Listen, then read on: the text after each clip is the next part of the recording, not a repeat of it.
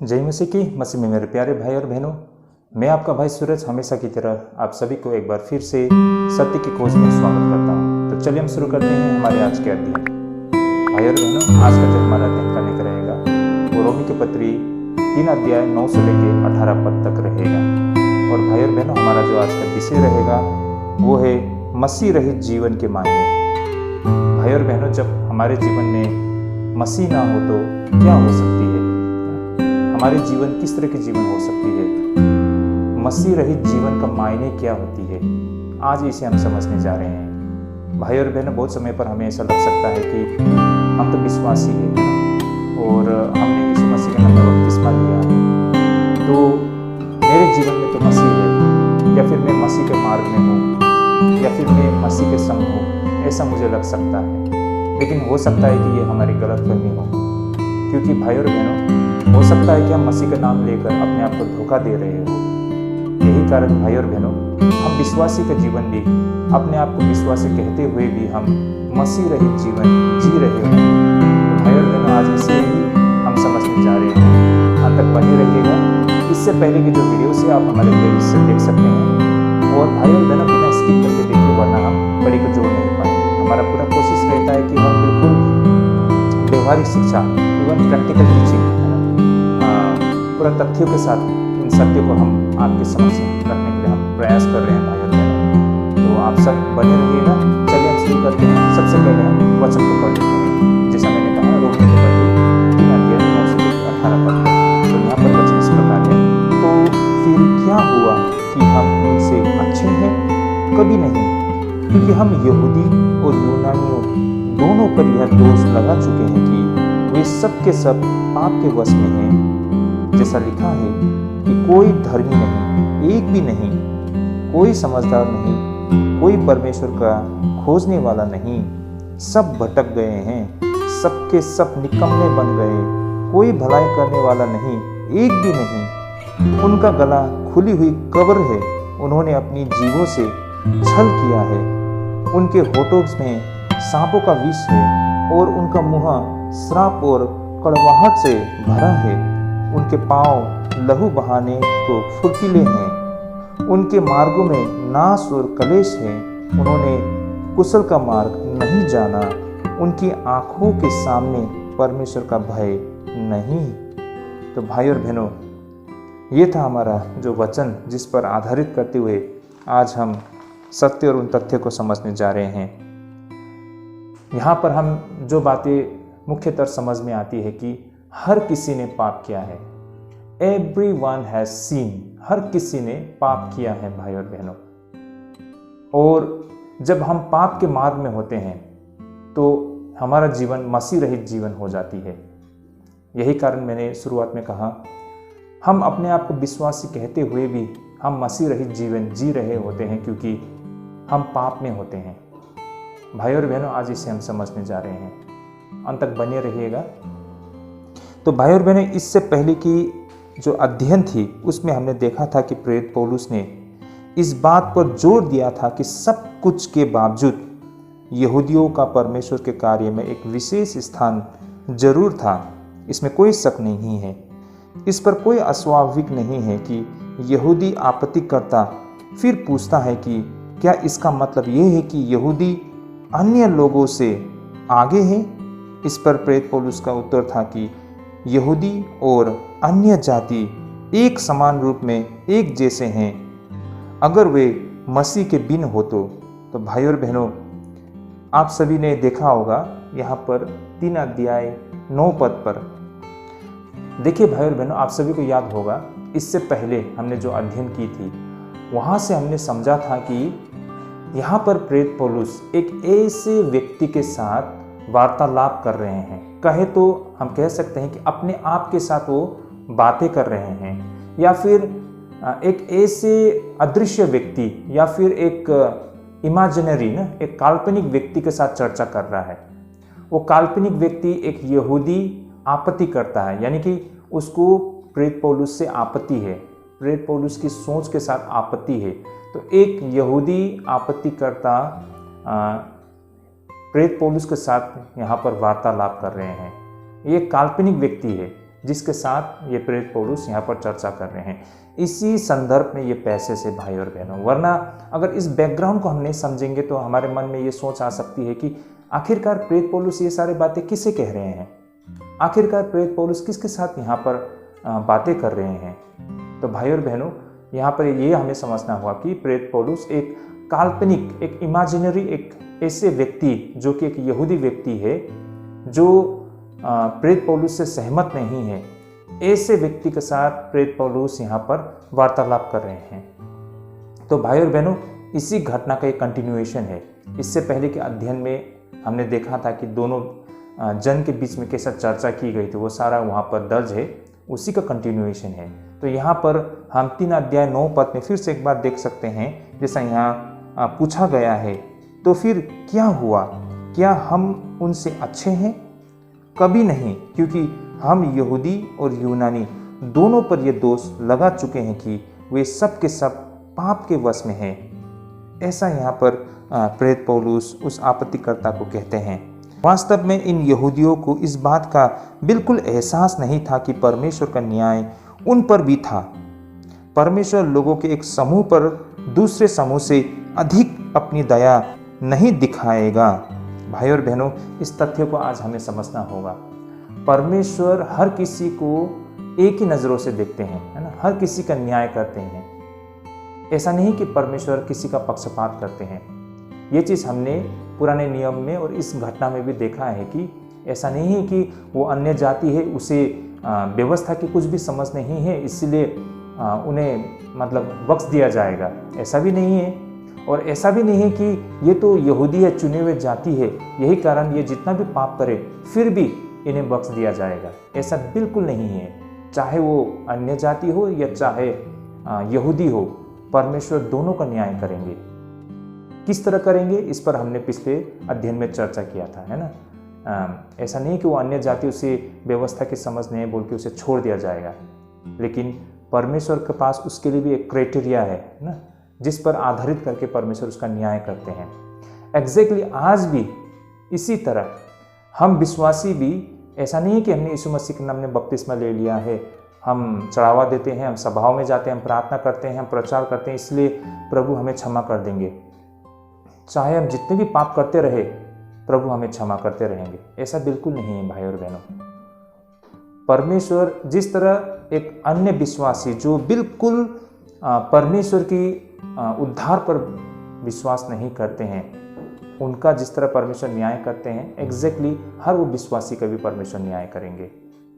भले ही वो अपने आप को विश्वासी कहे, लेकिन परमेश्वर का एक मार्ग है ना, उस पर आधारित करके परमेश्वर देखते हैं कि वो कितना सत्य में है। तो भाई और बहनों, यहाँ से हमें ये बातें समझ में आती है कि हमारा परमेश्वर का न्याय बिल्कुल निष्पक्ष है। तो इस तरह भाई और बहनों, 9 पद में जो पाप के शक्ति के अधीन के विषय में कही गई है, जिसका अर्थ था पाप एक स्वामी की तरह है जिसका अपने दास पर पूरा नियंत्रण था। हर कोई यहूदी और अन्य जाति दोनों पाप की शक्ति के कारण गुलाम की तरह है। मसीह विहीन अवस्था में मनुष्य पाप के नियंत्रण में होती है और उससे बचने में असहाय होते हैं। ये बात को हमें आज समझना होगा। भाई और बहनों, बिन मसीह के हम उद्धार को कभी प्राप्त नहीं कर सकते हैं। हमारी भ्रष्टता से हम कभी छुटकारा पा नहीं सकते हैं। हमें पाप से कभी मुक्ति नहीं मिल सकती है। हम कभी भी जीवन में प्रवेश नहीं कर पाएंगे। हमारे अपने खुद की कोशिश से हम जितना भी धर्म कर्म कर ले, इससे हम कभी भी हमें स्वर्ग राज्य में प्रवेश करने का हमें कोई भी चांस नहीं है। मात्र यीशु मसीह ही एकमात्र रास्ता है ना। मात्र यीशु मसीह के जरिए ही ये चीज़ संभव हो सकता है। और यीशु मसीह के बिन हम असहाय है, ये बातें हमें समझ में आती है 9 पद से, क्योंकि हर वो इंसान पाप के वश में है। भाई और बहनों, प्रेरित पौलुस ने वचन 10 से लेकर 18 को पुराने नियम के वचन से इसे उपयोग किया है। ये वचन दर्शाते हैं कि लोग कितने दुष्ट हो सकते हैं। प्रेरित पौलुस इस बात पर जोर देना चाहता था कि पाप हर किसी को नियंत्रित करता है, इसलिए उन्होंने सब शब्द को दोहराया था। उन्होंने तो एक से अधिक बार कोई नहीं और एक भी व्यक्ति नहीं, इन सब शब्दों का भी प्रयोग किया था। आप लोग देख सकते हैं इन वचनों में, जैसे कि यहाँ पर लिखा है ना 3:10 पद में, जैसा लिखा है कि कोई धर्मी नहीं, एक भी नहीं। फिर 3:11 में कहा गया है कि कोई समझदार नहीं, कोई परमेश्वर का खोजने वाला नहीं। और 3:12 में बोला गया है कि सब भटक गए हैं, सबके सब निकम्मे बन गए, कोई भलाई करने वाला नहीं, एक भी नहीं। तो एवरीवन, हर कोई, सबके सब, इन बातों को बार बार प्रेरित पौलुस ने यहाँ पर दोहराया है भाई और बहनों। आगे भाई और बहनों, इसे हम अगर जरा करीब से देखते हैं और इसे बिल्कुल करीब से अध्ययन करते हैं तो हमें ये समझ में आती है कि ये जो 10 और से लेके 12 पद को विशेष करके समोपदेशक 7:20 और भजन संहिता 14:1-3 से लिया गया है। आप लोग देख सकते हैं यहाँ पर समोपदेश 7:20, जैसे यहाँ लिखा है, निसंदेह पृथ्वी पर कोई ऐसा धर्मी मनुष्य जो भलाई करे और जिससे पाप न हुआ हो, ऐसा कहा गया है। आगे भजन संहिता 14:1-2-3 में कहा गया है कि मूर्ख ने अपने मन में कहा है कोई परमेश्वर है ही नहीं, वे बिगड़ गए, उन्होंने घिनौने काम किए हैं, कोई सुकर्मी नहीं। परमेश्वर ने स्वर्ग में से मनुष्य पर दृष्टि की है कि देखो कि कोई परमेश्वर का खोजी है या नहीं। वे सब के सब भटक गए हैं, वे सब भ्रष्ट हो गए, कोई सुकर्मी नहीं, एक भी नहीं। तो इस तरह भाई और बहनों, भजन संहिता 14:1 से लेकर 3 पद में इन बातों को स्पष्ट कहा गया है। ये पैसेज पाप की प्रगति की व्याख्या करते हुए हमें दिखाई पड़ते हैं। पाप परमेश्वर के विरुद्ध कार्य का परिणाम था भाई और बहनों। कोई भी यह जानने का प्रयास नहीं करता है कि परमेश्वर वास्तव में कैसा है, परमेश्वर क्या चाहते हैं, इसकी किसी को भी परवाह नहीं है। हर कोई जीने के सही तरीके से दूर हो गए हैं और इसलिए लोग पाप करते हैं। तो भाई और बहनों, हर कोई अपने तरीके से अपना जीवन बिताना चाहते हैं, है ना। जो मन में आया वही करना चाहते हैं, उसे जो अच्छा लगता वही करते हैं। इवन परमेश्वर की सेवा करते समय भी लोगों की सोच कुछ इसी तरह होते हैं ना। उसको जिस तरह से परमेश्वर की सेवा करने की इच्छा हो उसी तरह से करते हैं। लेकिन मैं जिस तरह से प्रभु का सेवा करता हूँ उससे परमेश्वर संतुष्ट है या नहीं है, उसका उससे कोई परवाह नहीं है। भाई और बहनों, हम जितना भी करें, कुछ भी करें, अगर हमारे कार्य से, हमारे जीवन से परमेश्वर सेटिस्फाई नहीं है, संतुष्ट नहीं है, खुश नहीं है, तो क्या मायना उस सेवा का। देखिए, हम परमेश्वर को जो सेवा करते हैं वो परमेश्वर की इच्छा के मुताबिक होना पड़ेगा, तभी प्रभु हमारी सेवा से संतुष्ट होंगे, है ना। इसलिए परमेश्वर को संतुष्ट करने के लिए, परमेश्वर को खुश करने के लिए परमेश्वर की इच्छा को हमें समझना होगा। मुझे जब चाहे, मतलब जैसा लगा वैसा ही हम परमेश्वर की सेवा करेंगे भाई और बहनों, ये तो हम अपने मर्जी के मालिक हो गए। तो किस तरह हम परमेश्वर को संतुष्ट और खुश कर पाएंगे। परमेश्वर हमारा दिल देखते हैं, परमेश्वर देखता है कि सच में हम परमेश्वर से कितना प्रेम करते हैं। लेकिन भाई और बहनों, अगर हम मसीह हमारे जीवन में ना हो, है ना, हम अपने मन मर्जी करते हैं, तो फिर हम पाप में पड़ जाते हैं, हम परमेश्वर के विपरीत दिशा में चले जाते हैं। ये बातें हमको यहाँ पर समझ में आती है। इस तरह भाई और बहनों, जैसे मैंने कहा 10 से लेकर 12 पद में हम देख पाते हैं कि ये पाप की प्रगति, एक पाप की नेचर को व्याख्या करते हैं ना। पाप किस तरह होते हैं, कितना घिनौना होता है ना। पाप परमेश्वर के विरुद्ध एक कार्य का परिणाम था, ये दिखाया गया है। कोई भी यह जानने का प्रयास नहीं करता है कि परमेश्वर वास्तव में कैसा है ना। तो भाई और बहनों, हर कोई अपने ही तरीके से जीवन जीना चाहता है और इसलिए लोग पाप करते हैं। आगे इस पैसेज में हम 12 पद में एक दिलचस्प शब्द हमें दिखाई पड़ती है, जिसका हमने अनुवाद किया है, जैसे कि खराब हो जाना। मैं फिर से पढ़ता हूँ 12 पद को, आप लोग देखिए यहाँ पर क्या लिखा है। रोमी का पत्री 3:12 पद में, सब भटक गए हैं, सबके सब निकम्मे बन गए, कोई भलाई करने वाला नहीं, एक भी नहीं। इसका मतलब क्या है भाई और बहनों? इसका मतलब ये है कि सारे लोग बुरे हो गए हैं ना, खराब हो गए हैं, डिस्ट्रॉय हो गए हैं, सड़ गए हैं, यानी कि बेकार हो गए हैं। या फिर हम इसे इस तरह समझ सकते हैं, एक खट्टा हो चुका दूध की तरह, है ना। जब दूध जो फट जाता है वो बेकार हो जाता है, खट्टा पड़ जाता है। तो उसी तरह मसीह बिन के जीवन, है ना, मसीह बिना के मानव जीवन, मसीह बिन के उसके स्वभाव एक खट्टा और बेकार चीज की तरह है। ये बातें हमें इस तरह से हम समझ सकते हैं। आगे 13 और 14 पद, यहाँ क्या लिखा है 13 और 14 पद में, मैं इसे पढ़ देता हूँ। उनका गला खुली हुई कब्र है, उन्होंने अपनी जीभों से छल किया है, उनके होठों में सांपों का विष है और उनका मुंह श्राप और कड़वाहट से भरा है। भाई और बहनों, 13 और 14 पद, कितनी भयानक बातें कही गई है ना। जब मसीह रहित जीवन होता है तो उस व्यक्ति का जीवन इतना तक भ्रष्ट हो सकता है, यहाँ पर बताया गया है ना। यहाँ पर 13 और 14 पद में लोगों द्वारा बोली गई शब्दों के पापों का वर्णन करते हुए हमको दिखाई पड़ती है। दूसरे शब्दों में ये आयतें दिखाती है कि लोग अपने शब्दों से कैसे पाप किया करते हैं। ऐसे पापों का परिणाम तब होता है जब लोग अपने गले, मुंह, जीभ और होठों का गलत प्रयोग करता है। प्रेरित पौलुस ने ये बातें भजन संहिता 5 का 9, 10 का 7 और 140 का 3 से लिया गया है। भाई और बहनों, ये बातों को प्रेरित पौलुस ने, जैसे मैंने पहले भी कहा, पुराना नियम से लिया गया ये वचन है। आइए भाई और बहनों, इसे हम एक बार देख लेते हैं। जैसे कि भजन संहिता 5 का 9 में ये बातें किस तरह कही है। क्योंकि उसके मुँह में कोई सच्चाई नहीं, उनके मन में नीरी दुष्टता है, उनका गला खुली हुई कब्र है, वे अपनी जीभ से चिकनी चुपड़ी बातें करते हैं। आगे भजन संहिता 10 का 7 में कहा गया है, उसका मुँह श्राप और छल और अधेर से भरा है, उत्पात और अनर्थ की बातें उसके मुंह में है। आगे भजन संहिता 140 का 3 में कहा गया है, उनका बोलना सांप का काटना सा है, उनके मुंह में नाक का सा विष रहता है। तो भाई और बहनों, इन्हीं वचन को आधार बनाते हुए प्रेरित पौलुस ने अपनी ओर से ये बातों को रखा है। भाई और बहनों, लोग झूठ बोलते हैं, उनके शब्द जहर के समान है, जो दूसरे लोगों की खुशी को, चरित्र को नष्ट किया करते हैं। याकूब 3 का 8 में ऐसा कहा गया है, भाई और बहनों, पर जीभ को मनुष्य में से कोई वश में नहीं कर सकता है, वह एक ऐसी बला है जो कभी रुकती ही नहीं, वह प्राणनाशक विष से भरी हुई है। भाई और बहनों, जो मनुष्य के जो लफ्ज है ना, मनुष्य के जो शब्द है, जो वो बोलता है, उसके विषय में क्या बताया गया है। उस जीभ का कोई बस में नहीं कर सकता, वह एक ऐसी बला है जो कभी रुकती नहीं, वह प्राणनाशक विष से भरी हुई है ना। कहा जाता है ना, लोग मुंह से ही लोगों की हत्या कर सकते हैं, लोगों की मर्डर कर देते हैं, ये मुंह से ही ना, मुंह से ही सब कुछ तबाह कर सकते हैं।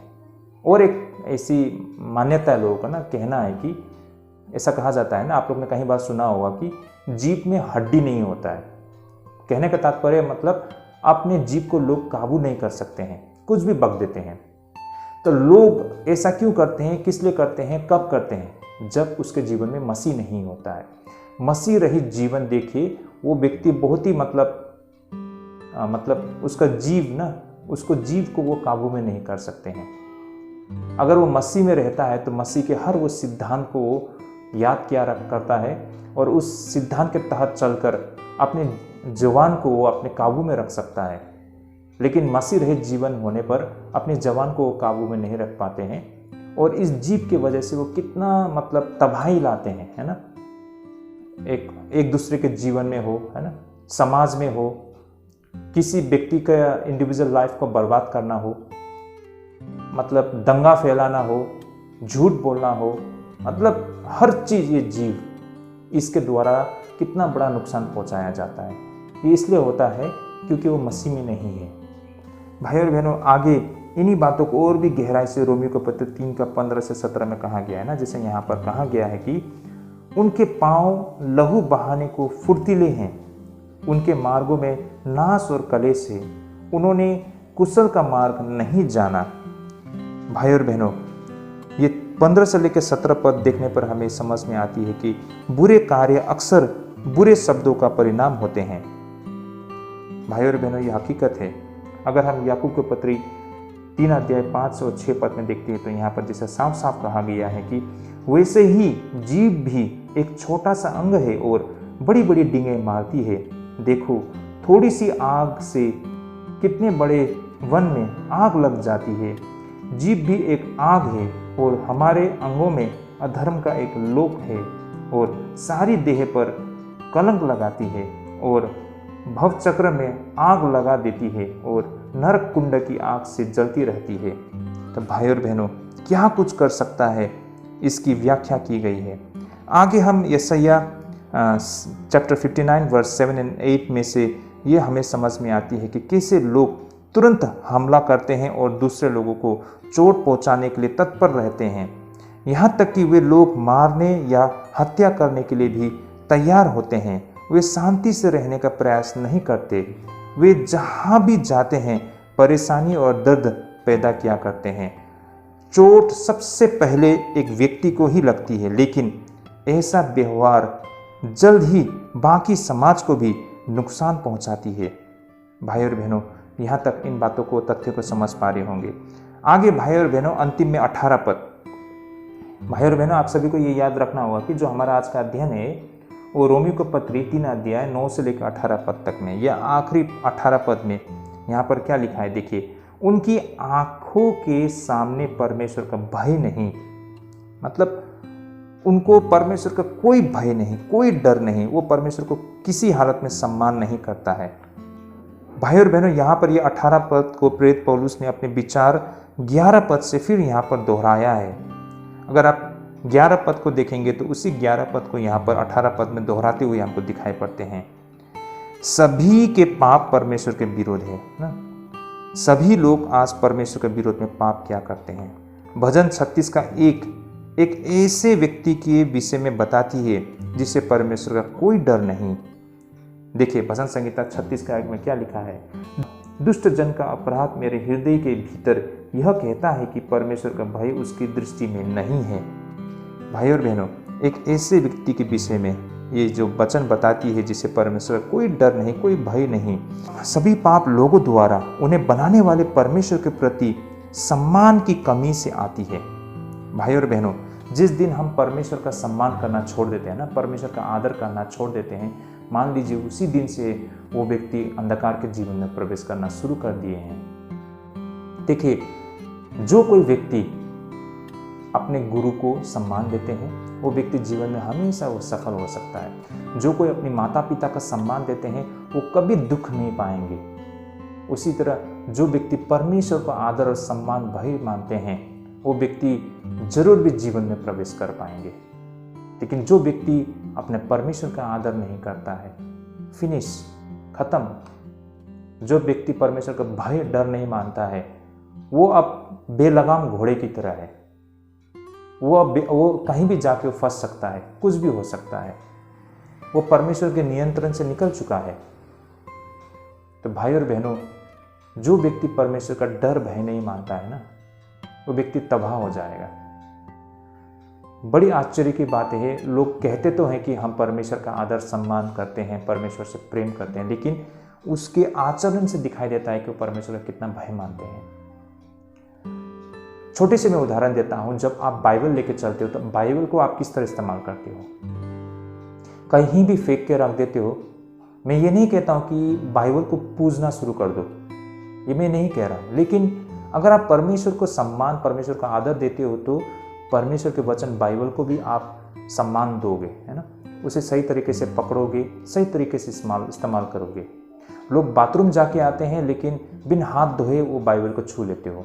देखिए, अब लोग कहेंगे कि इससे मतलब ये तो कोई अशुद्ध शुद्ध होने वाली बातें नहीं है ना, जो उसको छू दिया। तो ये बात नहीं है भाई और बहनों। अगर आप सम्मान करते हो परमेश्वर का तो आप हर चीज़ में एक, आप क्या कैसे कहेंगे, एक डिसिप्लिन ना, एक आदर ना, वो दिखाएंगे। तो लोग बाइबल को किस तरह प्रयोग करते हैं? कुछ लोग बाइबल को कहीं भी लेके चल देते हैं ना, मतलब किसी भी तरीके से उसको इस्तेमाल करते हैं, कहीं भी किसी भी तरीके से खोल देते हैं।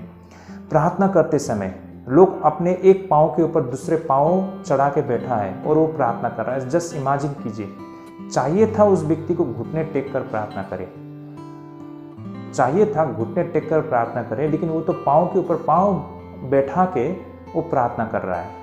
तो आप देखिए उसका परमेश्वर के प्रति कितना सम्मान है, उसके आचरण वो दिखा रहा है। भाई और बहनों, वो नहीं दिखा रहा है, ये दिखा रहा है कि वो हम्बल नहीं है, नम्र नहीं है।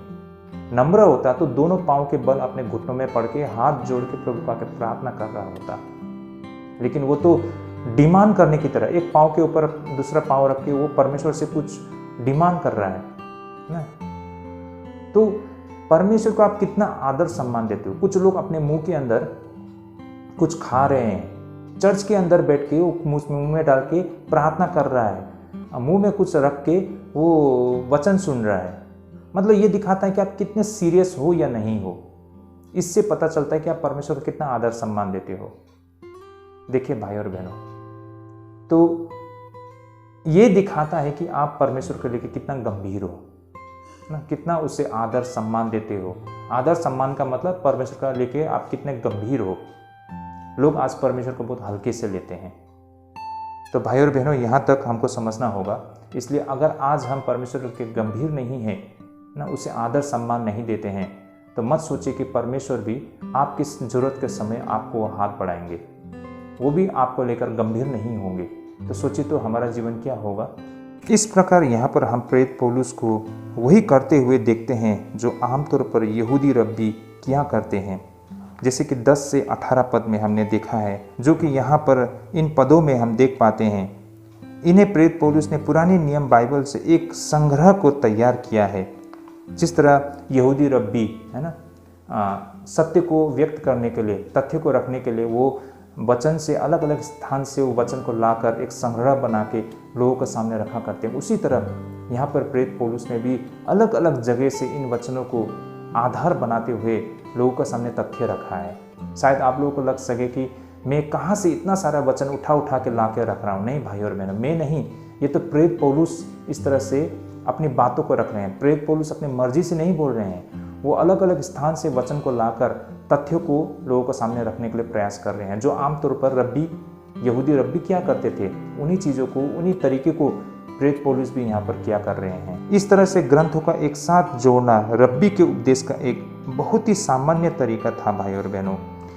तो भाई और बहनों, इस तरह ये मसीह विहीन अवस्था में मानव स्वभाव का एक भयानक वर्णन है भाई और बहनों, जो यहाँ प्रेरित पौलुस कर रहे हैं। भाई और बहनों, ये पुराने नियम के वचन 3 चीज़ों का वर्णन क्या करते हैं, जो आज हमने यहाँ पर अध्ययन किया है पुराने नियम से, विशेषकर भजन संहिता से। तो ये सारे बातें यहाँ से 3 ऐसे मुख्य बातों को वर्णन किया गया है। एक ऐसा चरित्र जिसके लक्षण अज्ञानता, उदासीनता, कुटिलता और लाभहीन होती है, और यह एक ऐसे जीव है ना, ऐसे जुबान जिसके स्वर विनाशकारी, धोखेबाज, घातक होती है। इन चीज़ों का वर्णन किया गया है। और साथ ही यह एक ऐसे आचरण जिसके चिन्ह उत्पीड़न, न्यायप्रियता, अडिंगता भी होती है। अंततः ये सारी चीज़ें भाई और बहनों परमेश्वर के प्रति अनादर का एक परिणाम है। किसी ने भी मानव स्वभाव की बुराई को इतने स्पष्ट रूप से नहीं देखा था जितना कि प्रेरित पौलुस ने देखा था। लेकिन ये हमेशा ध्यान रखना चाहिए कि मानव स्वभाव की बुराई उसके लिए निराशा का आह्वान नहीं, बल्कि आशा के लिए चुनौती थी।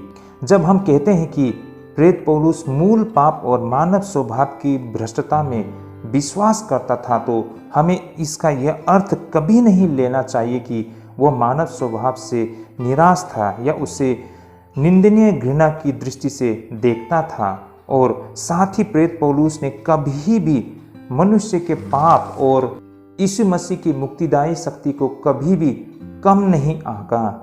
प्रेरित पौलुस का मानना था कि मसीह के बिना लोग बुरे होते हैं, लेकिन उसने उन्हें कभी भी इतना बुरा नहीं माना कि उन्हें बचाया ना जा सके। मसीह ने उनके लिए जो किया वो मसीह किसी भी मनुष्य के लिए कर सकता है। तो भाई और बहनों, ऐसा क्यों है?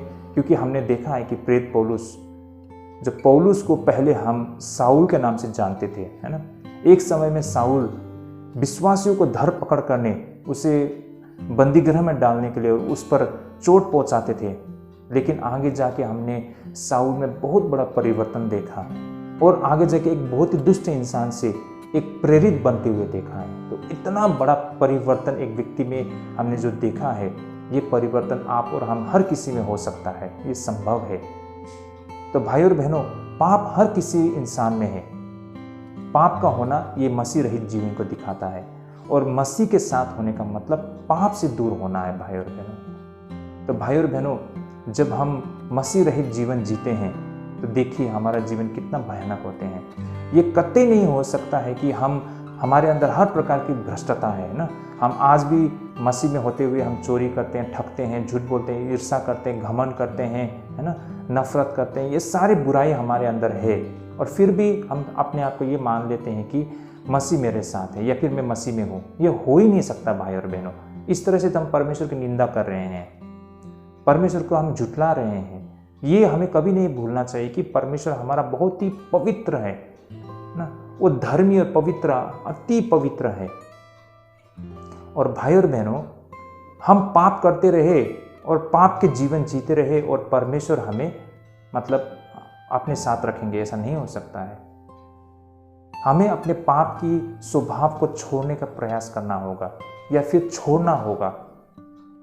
बेशक हम अपने पापों के लिए हम प्रभु से क्षमा मांगते हैं, प्रभु हमारे पापों को क्षमा करते हैं, लेकिन इसका मतलब ये नहीं है कि प्रभु ने हमें हमारे पापों को क्षमा कर दिया और हम बार बार पाप करते रहे।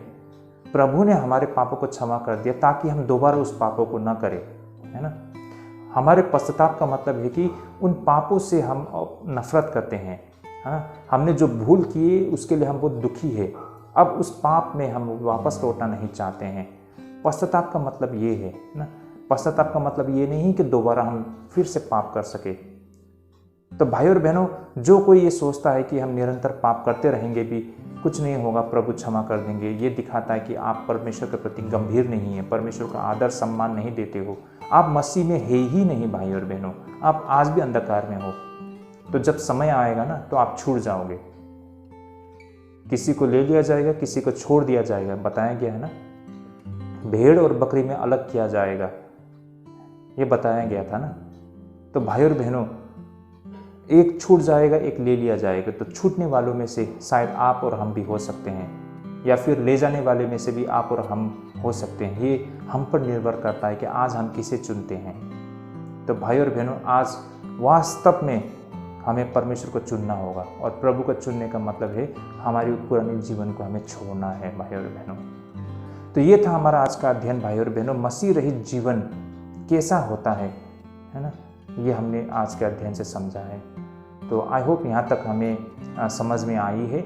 नेक्स्ट अध्ययन में हम कंटिन्यू करेंगे। अगले अध्ययन में ज़रूर जुड़िएगा। आज जो हमने सीखा और समझा है, अगर आपको समझ में आ रही है तो अपने फ्रेंड रिलेटिव सभी के साथ शेयर कीजिए, ताकि उन तक भी ये सारे तथ्य सत्य पहुँच सके। तो भाई और बहनों, आज के लिए हम यहीं पर स्थगित करते हैं। हमने जो सुना है, परमेश्वर हम सबको ढेरों आशीष करे। जय मसीह की।